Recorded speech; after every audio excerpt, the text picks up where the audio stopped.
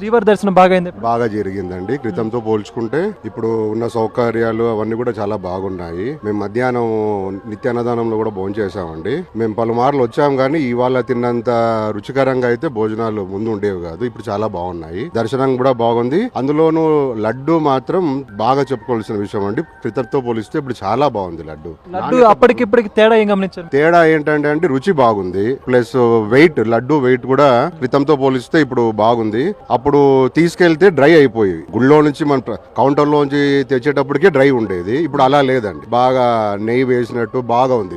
గతానికి ఇప్పటికి మీరు తిరుమలలో అన్నప్రసాదం నాణ్యతలో కావచ్చు, అదే విధంగా భక్తులకి క్యూల నుంచి వాళ్ళకి పాలు కూడా ఇస్తున్నారు. వాటన్నిటి సంబంధించిన మార్పులు ఏమేమి గమనించారు మీరు? మేము క్రితం సారి దర్శనానికి వచ్చినప్పుడు మేము ఈ పాలు ఇవన్నీ కొన్నిసార్లు తీసుకున్నాం కానీ అంత నాణ్యత లేవండి. ఇప్పుడు తీసుకున్న దాంట్లో పాలు కానీ, ఇప్పుడు లాస్ట్ టైం మేము సాంబార్ అన్నం అటువంటి ఏం తినలేదండి. ఇవాళ ఇప్పుడు మేము పాలు తీసుకుని